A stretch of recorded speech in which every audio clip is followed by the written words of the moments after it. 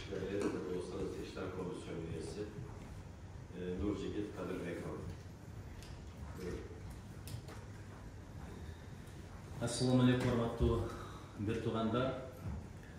Түркпаанын кезектеги жыйынына келген коноктор. Ким эгерде адамга рахмат айтпаса, ал Алла Таалага рахмат айтпайт дейт. Мен ушунчалык ыраазымын. Азербайжандык кесиптештерибиз, bir туугандарыбыз өтө жылуу кабыл алды. Эң сонун шарттарды түзүптүр. Ошон сиздерге чоң рахмат, өлкөңүздөргө ийгилик, береке. 2 күндөн бери көрүп абдан ыраазы болуп атабыз. Мени барыптыр, гүлдөп атыптыр. Мында дагы илим менен техниканын орду чоң. Экинчиден, ошо Түркпаанын жетекчилигине Мехмет Сүрейя мырзага жана анын командасына чоң рахмат, абдан жакшы деңгээлде уюштургандыгына.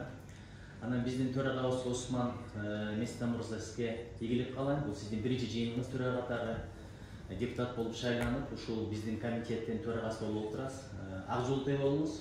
Сиз баштаган кадамдар берекелүү болсун. Албетте, түрк дүйнөсүндө маданий, руханий дөөлөт жагынан биз сыймыктансак болот. Манас bizde Жамбыл бабабыз, bizde Коркут адам, бизден чыккан Назим Хикмет, Руми, бизден чыккан Бахтияр мырза, бизден чыккан. Иши кылып, түрк дүйнөсүндө маданий мурастар өтө эле бай, өтө эле уникалдуу, бирок илимий, техникалык жактан чындыгында биз көбүрөөк иштешибиз керек. Мен айтпайм аркада калдык, бирок алдыга да кете албай атабыз. Батыш, чыгыш каяка кетти? Япония, Америка, Европа, Россия, Кытай мамлекеттери. Биз дагы жок деген оштордон кем калбагандай деңгээлде биргеликте аракет кылышыбыз керек. Мисалы, бир эле факт, түрк дүйнөсүнөн Орхан Памук чыкты бул адабият тармагында. Бирок илим, техника тармагында Нобель сыйлыгын алган ким бар деген суроого жооп берсек эле, биз көп маселелердин башына чалган алган болобуз да. Экинчиси, космос тармагында кантип атабыз, аэрокосмос тармагында кантип атабыз. Кайсы тармакты карабай, ушул тармактардан өнүгүүгө барбай турган болсок, биз көп маселелерди чече албайбыз. Көп маселе чечилбеген бойдон кала берет. Дүйнө болсо алдыга кете берет, аркада калгандын өзүнүн көйгөйлөрү бар, проблемалары бар. Үчүнчүсү, мына түрк дүйнөсүндөгү окуу жайлардын арасында Гарвард, MIT, же болбосо Токио университети, Сорбонна университети сыяктуу дүйнөдөгү эң мыкты университеттердин катарына кирген рейтинги жогору кайсы университеттер бар, ушул суроого да жооп берели. Аз жылдарда тартынбай, сыймыктанып, мактанбай да турган жок. 5-6 университетибиз болуш керек. Буга дагы чогуу чаган аракет кылалы. Анан кээде бир ой келет, парламентке деле балким илимпоз адамдар үчүн атайын квота кылыш керек го деп. Анткени кайсы адам кайсы тармактан келсе, ошол тармактын кызыкчылыгын көздөп, ошол тармак үчүн ыңгайлуу мыйзамдарды кабыл алат. Бизде эми бизнес тармагы жакшы өнүгүп атат, анткени мындай негизинен парламентте колунда бар бизнес өкүлдөрү бир топ эле.